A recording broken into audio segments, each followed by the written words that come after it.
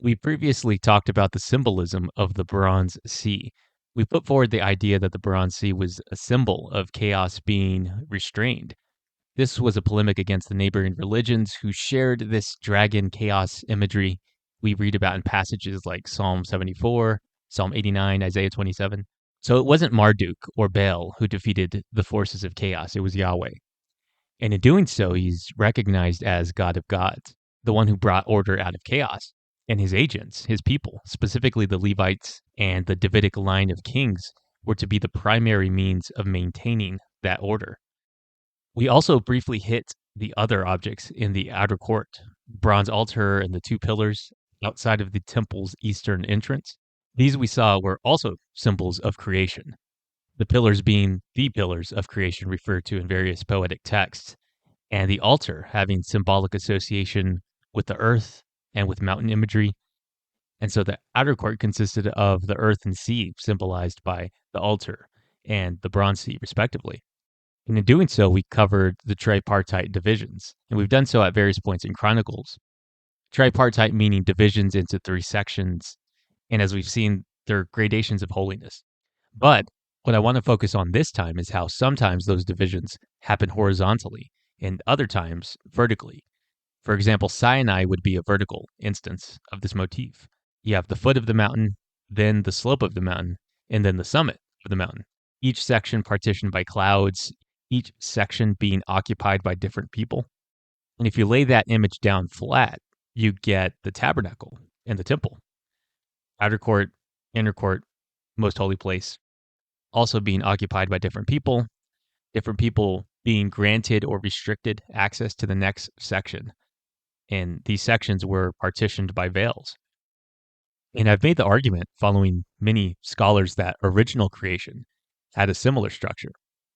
The example we looked at was a horizontal one, the general earth, and then Eden, and then the Garden of Eden. However, creation also had a tripartite vertical division: earth, the heavens, and the heaven of heavens. The heaven of heavens would be where God resides. But in this tripartite example, that middle section, the heavens, it isn't just the skies, the atmosphere, clouds. It would include stars, constellations, the sun and the moon. Basically, it would be the universe as we think of it. In the Bronze Sea video, we saw the symbols of earth and sea were present in the outer court. We should then expect to see symbols of heaven, that second middle tier of creation, in the inner court. And we have that by way of the golden lampstand. So that's what we're going to look at this time, the symbolism of this lampstand, or the menorah. Now, our first clue to its meaning is the beginning of the Bible. Genesis 1's creation story. 5 times in verses 14 through 16, we're told of the lights that God put in the heavens. And you wouldn't suspect this from English, but this is a rather unusual word. In fact, the rest of the books of Moses, the term only occurs 10 more times, every time referring to the lights of the menorah. And although John Walton has become something of a mixed bag for me as of late, I do think he's right in seeing Genesis 1 as a temple text. Or in other words, creation was God's construction of a temple. If that's the case, that would mean all the occurrences of this word in the Pentateuch refer to the lights from a menorah.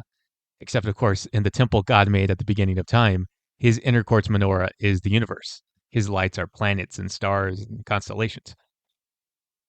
But now let's start marshaling evidence for this, because this is a very ancient tradition that directly related the 7 lights of the menorah to the 7 planets of the ancient world. The ancients knew of the 5 visible planets to the naked eye, and the sun and the moon were counted as planets, so that brought the number up to 7.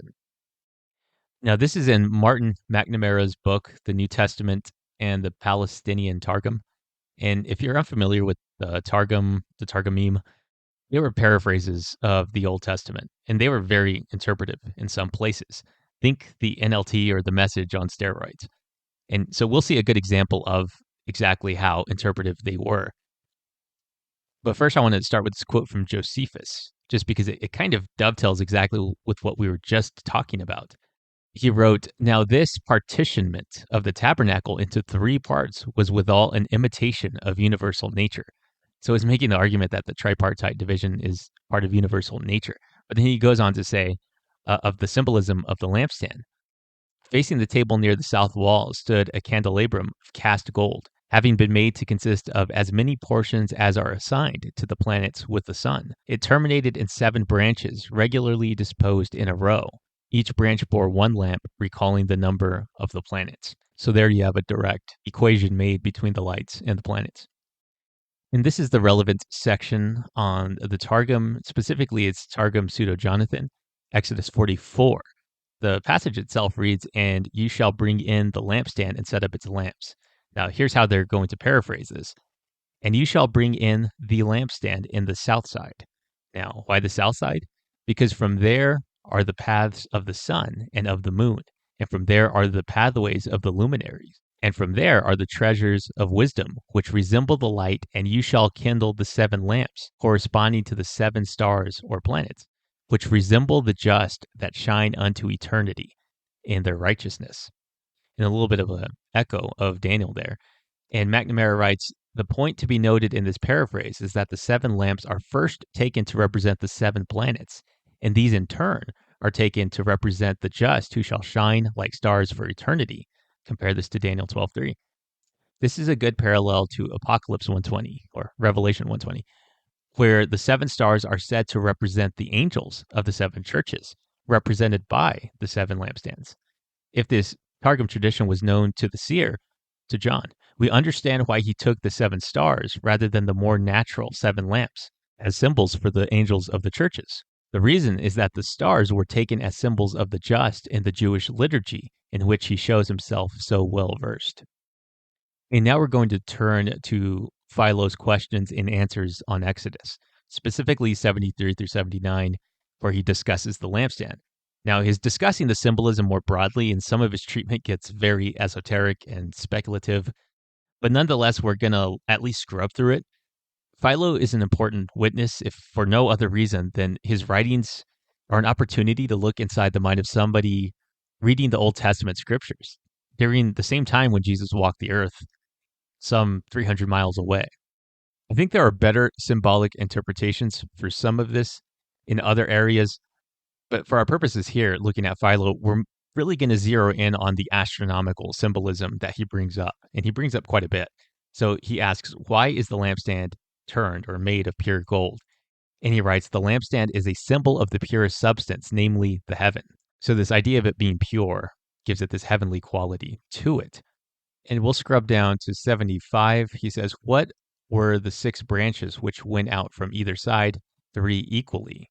And he writes, since it is not in a straight line but obliquely, that the zodiac lies over and glancingly comes near the summer and winter solstices, he says that the approach to them is from the south side, and the middle place is that of the sun.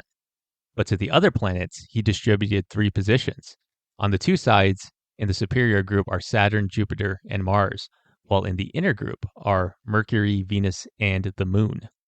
In here, we see an image of a menorah, and there's a bit of discussion about the way the lampstand should look. It's really difficult to picture based solely on the text, especially in relation to the plant-like decorations in the various bowls and cups described. Even the general shape is questioned. There's been excavation work done that shows many different types of lampstands. And so you'll come across these recreations sometimes, despite how common the traditionally accepted curved or rounded one is. Another branch of tradition, no pun intended, thought of the lampstand as more straightened. Famously, Maimonides drew one of these with these kind of protruding straight branches, and it rather looks like a tree or even a bush. And that makes sense because that's sometimes the way the symbolism is interpreted. It's the tree of life or the burning bush. And we can loop back to this symbolic interpretation in a minute because I think there is legitimacy to it. But as far as the shape goes, I think this more ubiquitous curved branches shape that you see is probably more or less correct. You have coinage that goes back to the BCs that has a menorah on it, and it looks just like the ones you see today. Also, the Arch of Titus commemorating the sack of the temple in 70 AD has the same design. So you have a 1st century BC witness and a 1st century AD witness that have the common design. So I think it's a safe assumption that at least the Second Temple's lampstand looked like that. But we'll continue with Philo. And he asks, why are there on each of the three branches bowls modeled into the form of nuts, knops, and lilies? Again, this is one of those sections where I think there's better interpretation for some of this stuff, but we're noting here the calendrical implications to his symbolism. So he's saying that there are these three branches, and within each season, you have three different zodiac signs. So basically 3 months within each quarter of the year. We'll kind of return to that point of the season because I think he makes a better point. Although here he is talking about this idea of the lily, and again, perhaps because of its whiteness, since it is luminous and the stars, moreover, are brilliant. And so, and again, also this idea of stars giving off radiance. So he connects it to the lily because of, again, this radiant quality. Now, generally, you're going to see this lily language actually translated as almond shaped in the Hebrew, which is very interesting. We'll hit this point again further down. And he asks in 77, why are there four mixing bowls on the lampstand? And essentially for him, the answer is that the seasons of the year, which are four, and that they undergo this mixture, this harmony of mixture and community, for the completion of the preceding season happens to be the beginning of that which follows. So the seasons are kind of mixed together, is his point, and there's four of these mixing bowls, four seasons. Moving on, and I think we'll close out with 79 here. He says, why does he say that the lampstand shall give light from one side? And let's zoom out a little bit so we can make sure we see everything. He says, the planets do not travel around all parts and sides of the celestial sphere, only in one part, in the south. For their motion is, as it were, near our zone, whence the shadow falls not on the southern, but on the northern side. For this reason, he has said, not ineptly, that the lampstand shall give light from one part, indicating thereby that the revolution of the planets is in the southern regions. Now, that's rather dense, but we're going to look at a different source here that I think is going to make that same point a little bit more clearly. And this is G.K. Bill's book, The Temple and the Church's Mission, page 35. And he's been going through some of the symbolism we've been talking about, and he's going to cite here Vern Poythress. And he writes, the lampstand is placed on the south side of the holy place. Perhaps this placement is intended to correspond to the fact that from Israel's point of view, north of the equator, the circuit of the heavenly lights would be primarily to the south. So that sounds like more or less what Philo's getting at. That there are 7 of the lamps correlates not only with the 7 major lights of heaven, but with general symbolism for time within Israel. So there's a calendrical implication to this. He continues, the heavenly bodies were made in order to serve as signs to mark seasons and days and years. Genesis 1:14. Now, what's interesting about some of that language, if you look at it, it's not generic seasonal language, even though translations will often put it that way.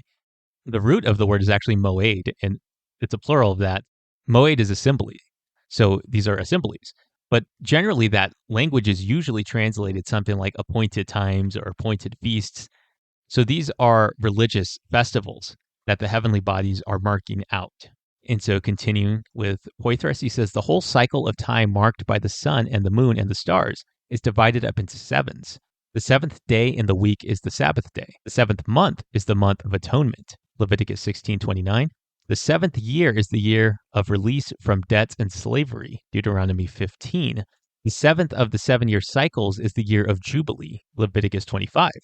Fittingly, the lampstand contains the same sevenfold division, symbolizing the cycle of time provided by the heavenly lights. And we're going to continue with Bill. This is page 39.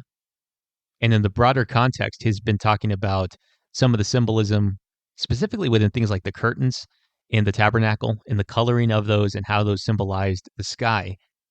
And here, he's now talking about that there were these precious stones, these gemstones on the priest's breastplate. And those gemstones actually have a number of connections and touch points with the New Jerusalem, the heavenly Jerusalem that comes down from heaven in Revelation. And so these gemstones have a heavenly quality to it, and they're put on this square breastpiece. So by way of the breastpiece, you have like these symbols of the sky set in front of the priest's long blue robe. And so therefore it's an apt model of the stars set within the cosmic tent of the dark bluish heavens. Correspondingly, the same scene on a larger scale was depicted with the 7 luminaries on the lampstand and placed within the broader backdrop of the sky-colored curtains covering the inside of the tent-like tabernacle. So he's making the point that you have a candlestick symbolizing the 7 planets sitting in front of sky-colored curtains. The 7 lamps on the lampstand especially stood out in the holy place, since the 4 thick curtains so thoroughly covered the tabernacle that no natural light would have come in unless the curtain at the entrance were pulled back. I want to return to this point in a minute. Both the priest and the tabernacle were designed to represent the creative work of God, who stretches out the heavens like a curtain and spreads them out like a tent to dwell in, and who has created the host of stars to hang in. That's Isaiah 40:22 and 26. And he also cites here Psalm 19, verses 4 and 5. It is, in fact, discernible that there are broadly 3 sections of the priest's garment that resemble the 3 sections of the temple. I just throw this in at the end because, again, he's hitting this tripartite division that even the priest's clothing has. Now, earlier when we were looking at Philo, I noted that I thought there were better symbolic interpretations for some of these things. And so let's go ahead and look at that. So the menorah is 7 branches. It had 11 calyxes, and here's kind of the math of how you would get there. It had 9 petals, and this is the one detail that's not actually in the biblical text itself, but you will see ancient discussion on this, and they either said it was 17 or 18 handbreadths tall, and 17 was the preferred one, and it also had 22 cups. There's a couple things immediately noteworthy. Obviously, the 7 there's 7s all over the Bible. And the 17, we've noted a number of times throughout on this channel that 17 and 26 are the value of the term kavod, which is glory. And 17 and 26 are also the value of the divine name Yahweh. 17 depending on the method of gematria you use, or a hypothetical form of the divine name that replaces the yod with an aleph, and then you would get 17. So you have a lot of 17s kind of interwoven into texts. And the 22 is also interesting because a lot of times you'll see lists of things, and it's always worth counting them up. And sometimes you'll get to 22. And I think symbolically, generally, when you have specifically that number and it seems kind of generic to get there, it's the number of letters in the Hebrew alphabet, Aleph to Tav. So it's kind of like an A to Z, Alpha and Omega type symbolism. Not only that, just look at the numbers 7, 11, 9, 17, and 22. That happens to correspond to the first verse in each of the books in the Pentateuch. Now, Genesis 1 has 7s all over it because of the creational week idea. Exodus is 11 words, Leviticus 9 words, Numbers is 17 words, and Deuteronomy is 22 words. Is that a coincidence? I don't know. Maybe, maybe not, but it is rather interesting. Now, earlier, I had mentioned that one of the traditions of the symbolism of the lampstand is that it was a symbol of either the burning bush or the tree of life in the Garden of Eden. And part of my reluctance with the Garden of Eden tree of life symbolism is that it doesn't fit that tripartite structure that we've seen. And also, it being a symbol of the heavens fits better with the inner court. But there are still some attractive features to that idea. And here we'll look at an article by Peter Leithart, and I'll put a link to it. And we've interacted quite a bit with Leithart in our Chronicles study so far. It is pointing out that the lampstand being made of pure gold makes it kind of stand out, almost as something that should belong in the most holy place. So he writes, though located in the south side of the holy place, judged by the material of its construction, the menorah is as much of the most holy place as of the holy place. It provides a glimpse of the Ark throne to those who never see the Ark throne. And he's talking about the Ark of the Covenant. And he also points out that it has its own tripartite structure, as does the Ark. And here he actually hits on the number 22 and the Hebrew alphabet symbolism. But here's the part I want to pick up on. He says, these decorations of the menorah are all botanical. It has bulbs, flowers, and branches. Even the cups are shaped like almond blossoms. Exodus 25:33. The menorah is a tree, reminiscent of the trees of Eden. With its 7 lamps, it's a burning tree, a permanent burning bush inside the portable Sinai of the tabernacle. And what lends credibility to this is the burning bush, the term in Hebrew, actually looks a lot like the term Sinai. Many commentators think it's actually a pun on Sinai. And what's especially interesting about that is if you actually look at, I believe it's off the top of my head, it's Exodus 19 and 20. It's when the Lord descends on Sinai and sets the entire mountain ablaze. And then that's when he's actually going to issue the 10 words, the 10 commandments, and they hear his voice thundering. And this is when they ask Moses to go for them because they're afraid. But there you have a fiery mountain and a voice issuing forward from it. And there's this terminological pun happening with the term for bush and Sinai. So you could see Sinai as a giant burning bush, or you could see the burning bush as a miniature Sinai. So if the lampstand is actually a symbol of the burning bush, then you have this portable Sinai is what it's getting at. But he says specifically it's an almond tree, and therein lies a pun. The Hebrew term for almond is shakad or shaked. The Hebrew word for watch is shakad. Yahweh makes the pun explicit in a vision of Jeremiah. In fact, let's just go look at it. So here we are in Jeremiah, and this is after the well-known, before I formed you in the womb, I knew you, down to verse 11. And it says, and the word of the Lord came to me saying, Jeremiah, what do you see? And I said, I see an almond branch. Then the Lord said to me, you have seen well, for I am watching over my word to perform it.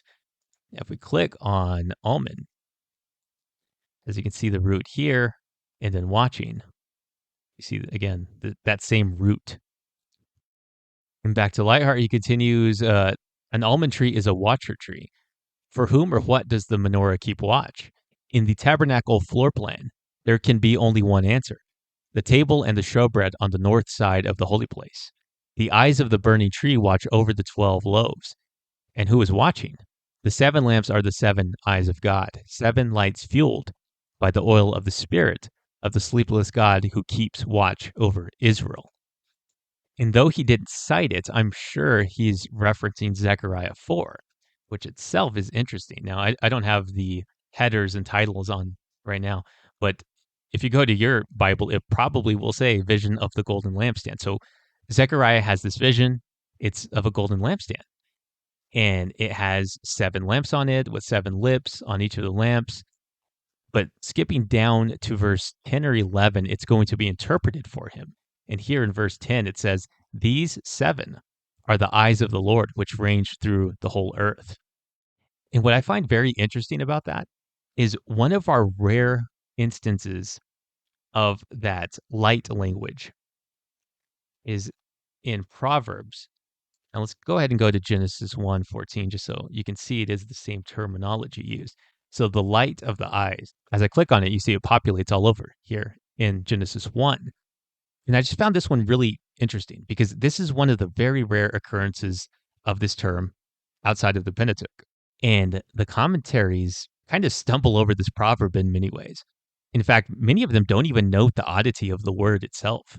And generally, the way this proverb is understood is the idea that when you see the eyes of a friendly face, right, you see someone and it rejoices your heart. The light of someone else's eyes rejoices your heart. And among the very few commentaries I saw actually even deeply interact with this term, suggested an amendation to the text to make it not say this rare term here. But I think it's possible that the reference to the light of the eyes is the Lord's eyes, because just before this in verse 29, the Lord is far from the wicked, but he hears the prayers of the righteous. The light of the eyes rejoices the heart, and good news refreshes bones. So there you have the Lord hearing, presumably with his ears, anthropomorphically, and then the light of the eyes. So it moves from the ears to the eyes. And perhaps it's because I've been reading Psalm 4 a whole lot. But down in verse 6, you have this phrase, which itself is kind of a callback to the priestly blessing of Deuteronomy 6. The Lord bless you, keep you, may his face shine upon you, be gracious to you. But he says, lift up the light of your face upon us, O Lord. Now, it's a different term, and this term is much more common, and as you can see, it lacks that mem in front of it.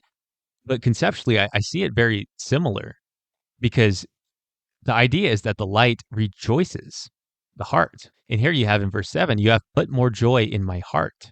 Again, a connection there. You have put more joy in my heart than they have when their grain and wine abound.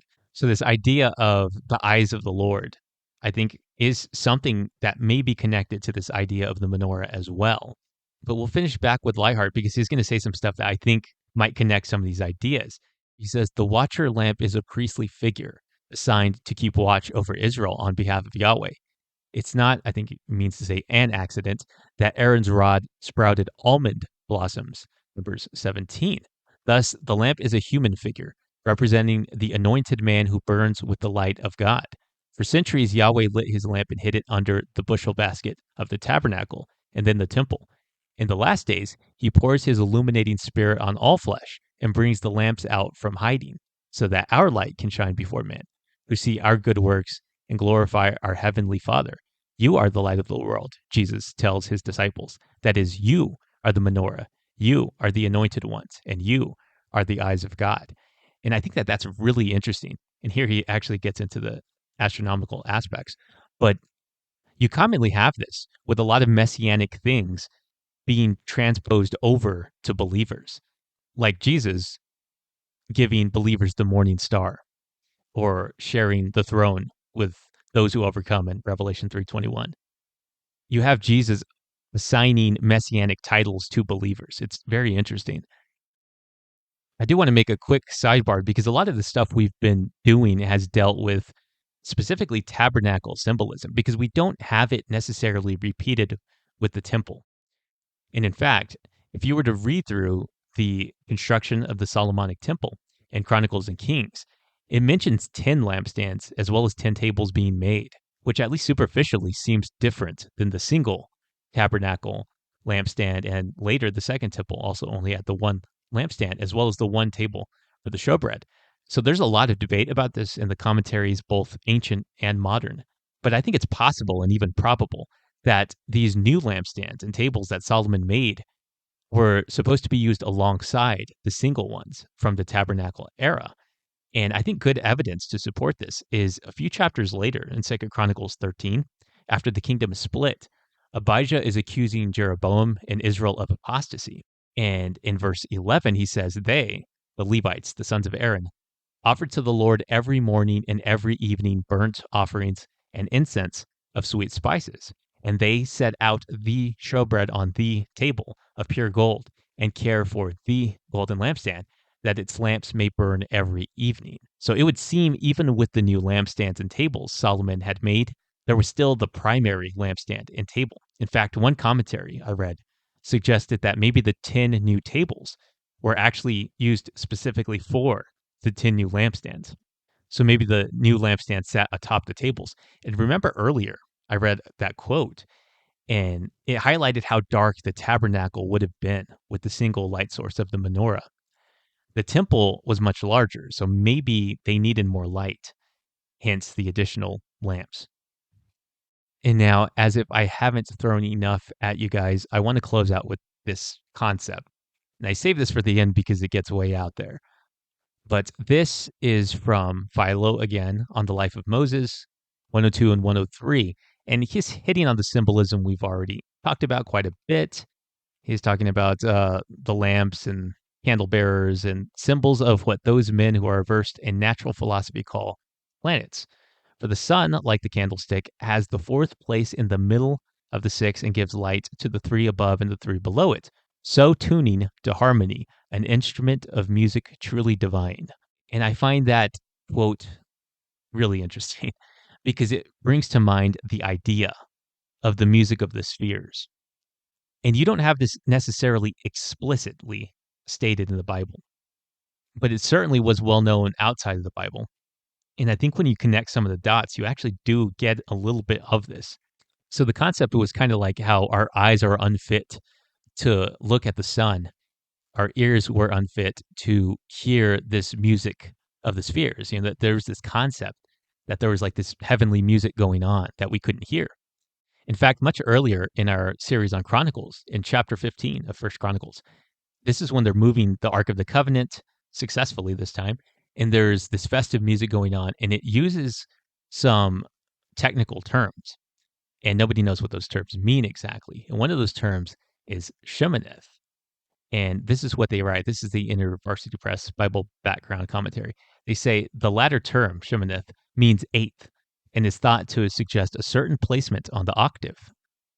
Akkadian texts demonstrate knowledge of the 7-note scale and various keys, tunings. Some of the Akkadian notations also concern intervals used for filling out the chords, that is, thirds.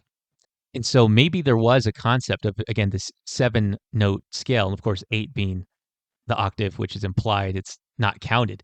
And in fact, one of the ancient sources I was reading about the 7 planets is that they actually considered the universe to be an implied 8. I always considered Earth to be the implied 8th, but maybe it is the universe in general because it kind of encompasses everything, which the octave kind of does too. So this may be a biblical support for the idea of this kind of scale known to them, which would relate over to the various other sevens in the Bible. And it kind of brings to mind a little bit of Job 38. Where were you when the morning stars sang together? The morning stars sang together, and the sons of God shouted for joy. And I think there's actually additional evidence for this idea of the sevens musically related also to the 7 visible planets. This is from another article from Lightheart, and I'll also put a link to it. But he wrote, according to ancient astronomy, the planets were in crystal spheres that formed a 7-stringed lyre in the sky. Moving from Earth outward, the 7 strings are the Moon, Mercury, Venus, Sun, Mars, Jupiter, and Saturn. If you ascended from Earth all the way up to the sphere of fixed stars, you'd pass through those 7 spheres. So you have 7 notes on a musical scale, at least the major minor scale, and then you have 7 planets. But here's what he's actually getting at in the article. And he goes through at least till Wednesday. He says you could continue on in this vein. And if the point of this video was that, I would myself do it, but it's not. And so I leave the reading up to you. But what he's pointing out is, for instance, the moon. Virtually every culture, the first day of the week, or I guess it depends on what you consider the actual first day of the week, but Monday is Moon Day. And basically every language, whatever their word is for moon, that's what they called Monday. That same day corresponds to the moon basically everywhere. And what's interesting is you would then expect, well, this would be Tuesday, right? Mercury. But it's not. What it actually is Mars. And I believe for us, it comes from Tyr. So it's like Tyr's Day. But because a lot of our English day names come from like this old English Germanic language kind of stuff. But it's odd still. Why a particular planet with a particular day? Why that planet with that day? It could be any of them. And what he puts forward, and this is actually James Jordan's observation, is he talks about things being tuned to fifths. If you know anything about music, think of like the circle of fifths and stuff like that. And what he means by that is you get this in lists sometimes. Like he actually talks about this, Lightheart does, in his Revelation commentary. But if you start somewhere, in this case, we'll start with the moon and count 5. 1, 2, 3, 4, 5, and you get to Mars. And that's where everybody gets their Tuesday name from. And if we go from Mars, and we're going to cycle around 1, 2, 3, 4, 5, Mercury is everybody's Wednesday. For us, it's Woden's day, which is Odin. And you go from here, 1, 2, 3, 4, 5. Jupiter is Thor's day, Thursday. And you go from here, 1, 2, 3, 4, 5. Venus is Freya, Friday. 1, 2, 3, 4, 5. Saturn, Saturday. And then, of course, 5 from there is Sunday, and 5 from there is the moon. You're back to Monday. I mean, what exactly does that all mean? I have no idea. Other than I do think that they attached the symbolism of the sky being a giant clock as well as almost like a giant instrument. Again, the music of the spheres. This is kind of what they were getting at. And I think it comes up by way of the names of the week. But I add this part in here only because I want to continue in this vein of this concept of order that I think we've lost. And it's probably the post-Enlightenment, certainly postmodernism, because of the inherent silliness of things like astrology. We've allowed ourselves, I think, to overcorrect and not view creation with the wonder that I think it deserves. And as we've been seeing here, especially in our tour through the temple, even down to the architecture, the people of God were embedding statements of Yahweh as creator and sustainer. And people are bothered, I think, sometimes by this kind of symbolic language, especially when you bring in astronomical elements.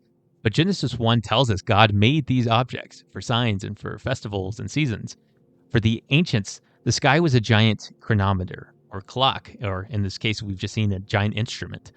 And so it reflected God's order, his creativity, its reliability. Now, no one's saying go out and do horoscopes. That's where the line's crossed, because then you're giving sovereignty to created objects. You're worshiping the creation over the creator. But this is kind of my plea to maybe consider some of this stuff, because I think that there's an orthodox expression of appreciation for the order that God made.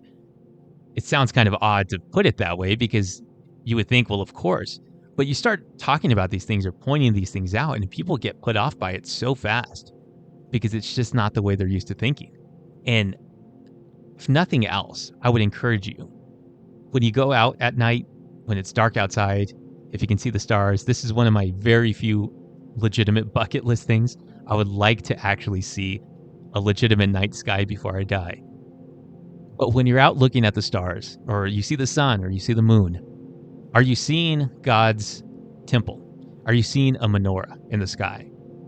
Are you seeing order? Or have we allowed ourselves in this mechanical postmodernism to just view these things as just giant balls of gas, and everything's in a state of flux and chaos and disorder? So I would encourage you guys to try to view the world with the wonder that God created in it.